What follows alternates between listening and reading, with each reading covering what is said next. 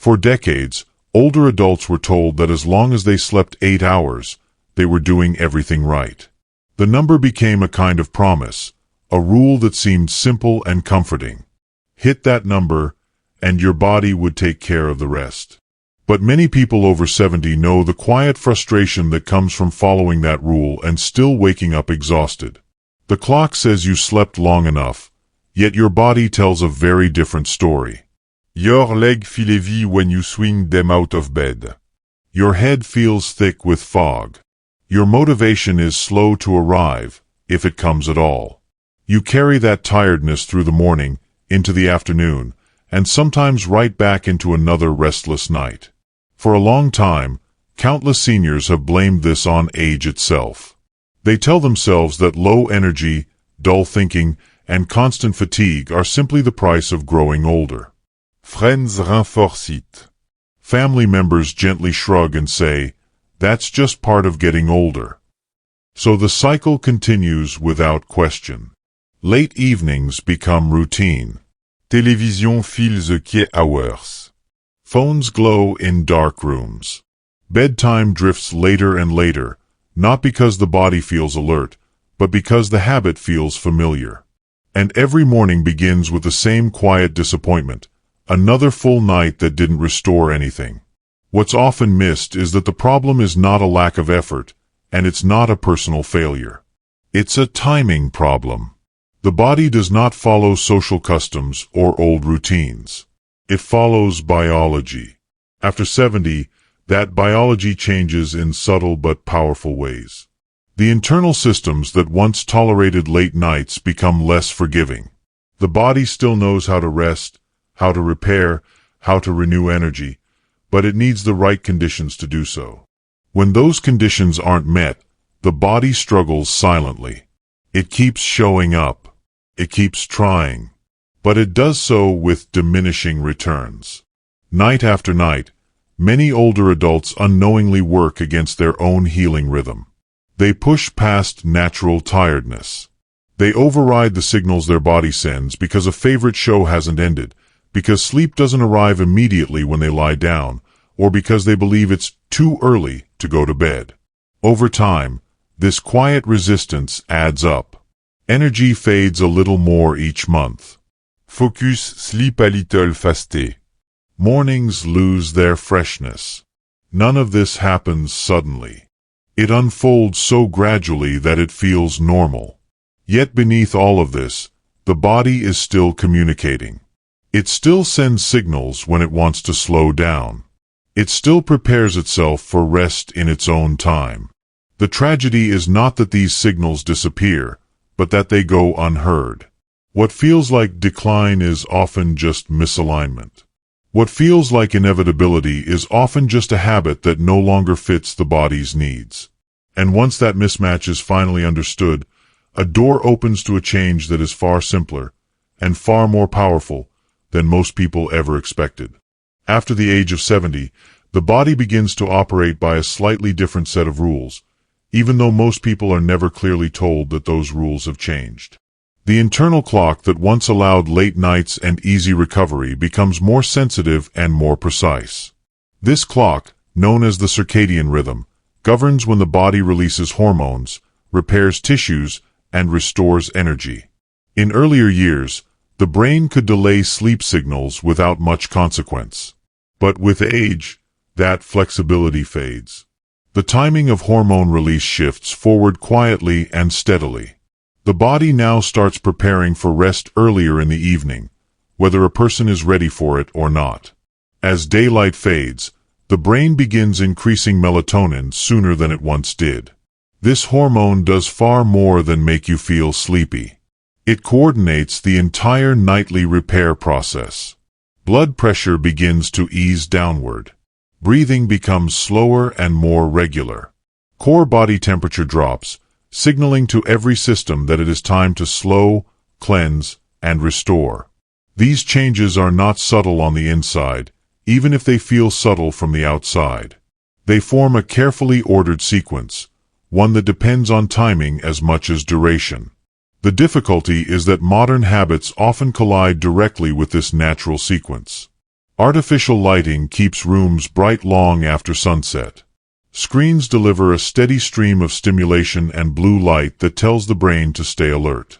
Evening television keeps emotions engaged when the nervous system is trying to power down. Late meals force the digestive system into heavy work at the very moment it should be resting. The body sends signals to slow down, but the environment sends signals to stay awake. The result is confusion within the nervous system. When melatonin rises but the brain is still being stimulated, sleep becomes fragmented. The person may fall asleep later, but the depth of that sleep is reduced. Instead of entering long, stable phases of deep rest, the brain drifts in and out of lighter sleep. This leads to frequent awakenings, vivid or restless dreams, and a feeling of never fully shutting down. By morning, the body has technically spent hours in bed, yet the systems that depend on early deep sleep have not completed their work. Over time, this misalignment produces a specific kind of fatigue. It is not the tiredness that improves with a nap or a cup of coffee. It is a deeper weariness that affects thinking, balance, mood, and physical strength. People often interpret this as irreversible decline, when in reality it is the predictable effect of a clock that no longer matches the schedule being forced upon it. This is not a flaw in the body. It is the body doing exactly what it was designed to do under the conditions it is given. When its timing is repeatedly overridden, its recovery grows less efficient. But when that timing is respected, those same systems can regain much of their strength. What feels like permanent exhaustion is often just the result of a rhythm that has been ignored for too long. Mr. Harris was 72 when the quiet worry first took hold that something inside him was slipping beyond his control. For most of his life, he had been energetic and precise, the kind of man who kept a steady routine and took pride in handling his own affairs. But slowly, without any clear moment of change, his mornings grew heavier. Getting out of bed required more effort than it once had. His hands felt clumsy as he poured his coffee. The newspaper that used to hold his focus now blurred after only a few minutes. By mid-morning, exhaustion settled into his bones like a weight he could not shake. He told himself it was age. Everyone said 72 was no longer young. Still, the loss unsettled him. Each night followed the same familiar pattern. He stayed up until nearly 11, watching television or sorting through quiet thoughts he could not seem to turn off. When he finally lay down, sleep did not come easily. He drifted in and out, waking to the faint glow of the clock more times than he could count. By morning, the cycle began again. When fatigue became impossible to ignore, he made an appointment with his doctor, expecting to hear that something serious was wrong. Blood tests were normal. His heart was steady. His scans showed nothing alarming. The answer surprised him. The doctor looked over his chart and said simply, "Let's try changing your bedtime." The instruction felt almost dismissive at first.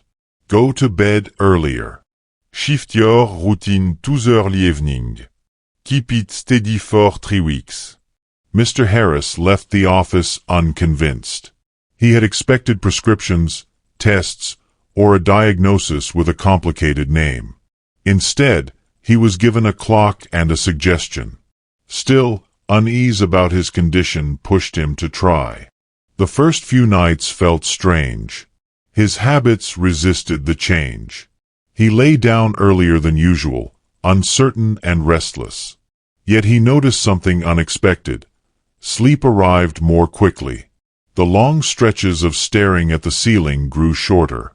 By the end of the first week, the repeated waking began to ease. By the second week, he slept through most nights without interruption. The third week brought a change so subtle at first he almost missed it. One morning he sat up in bed and realized he felt awake. Not merely conscious, but clear. His body moved with less effort. His thoughts lined up instead of scattering. When he returned for his follow-up visit, the difference was evident before he spoke. His posture was straighter. His voice steadier. He paused, then said quietly, It feels like my body finally remembered how to rest. There had been no medication, no therapy, no dramatique intervention. His days were the same. His diet was the same. His activities were unchanged. Only one thing was different: the time he allowed himself to sleep. And in that small, unassuming shift, his strength had begun to return. Stories like his are no longer rare exceptions. They are being echoed in clinics, sleep centers, and long-term health surveys across many regions. As researchers began to pay closer attention to the role of timing in older adults, a consistent pattern emerged. Seniors who shifted their bedtime toward the earlier evening did not just report feeling more rested. Their sleep changed in measurable ways. They spent more time in the deeper stages of sleep that are responsible for physical repair and neurological renewal. The long, restless gaps of wakefulness that once fractured their nights began to shorten or disappear entirely. In several large observational studies involving adults over 70, the majority of participants showed meaningful changes within weeks. Many began falling asleep more easily within the first 10 days of adjusting their schedule. Over the next 1 to 3 months, reports of early morning exhaustion declined sharply. People who had once relied on naps to function during the day found they no longer needed them. More striking still were the changes that appeared outside of sleep itself. As rest grew deeper and more regular, blood pressure readings began to stabilize. Fluctuations that had been difficult to control through lifestyle changes alone became less severe. Episodes of dizziness and morning weakness grew less frequent. Mental clarity showed similar improvement. Participants described fewer moments of confusion, better focus during conversations, and a renewed ability to follow tasks that once felt overwhelming. Emotional health shifted as well. Many reported feeling calmer in the mornings and less reactive to stress throughout the day. The persistent undercurrent of anxiety that often accompanies chronic poor sleep began to ease without any direct psychological intervention. What made these findings especially compelling was what was absent. There were no new medications introduced, no nutritional supplements added, no sleep gadgets placed beside the bed. The only change was the hour at which sleep began. The body's internal systems, once given the correct window to operate, resumed much of their natural order on their own. Researchers described it as a biological realignment, a return to a rhythm that had been present all along but obscured by habit. These outcomes challenged decades of conventional advice that focused almost entirely on total hours slept. They suggested that for older adults, the clock may be just as important as the duration. When sleep began at the time the body was biologically prepared for it, the entire network of repair processes functioned more efficiently.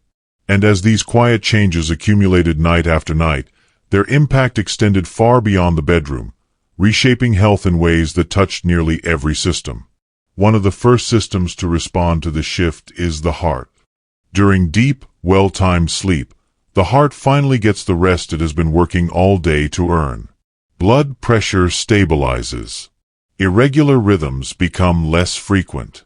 The constant strain of late nights and shallow rest begins to ease. Many seniors who made this change described it in quiet ways. They said their chest felt lighter. Their breathing felt easier. One woman in her mid-70s said she never realized how hard her heart had been working until it finally began to feel calm again each morning. The second system to transform is the brain. During deep sleep, the brain performs its most important cleaning work. It flushes out waste products linked to memory decline and mental fog. When sleep is delayed too late into the night, this cleansing cycle becomes incomplete. But when rest begins earlier, the brain completes its work more fully. Seniors often notice clearer thinking, fewer moments of forgetfulness, and a renewed sense of mental sharpness. Some describe it as a veil lifting. They feel more present in conversations, more confident in their decisions. The third change, often the most emotional, happens in mood and anxiety. Early deep sleep allows stress hormones to fall naturally. The nervous system resets.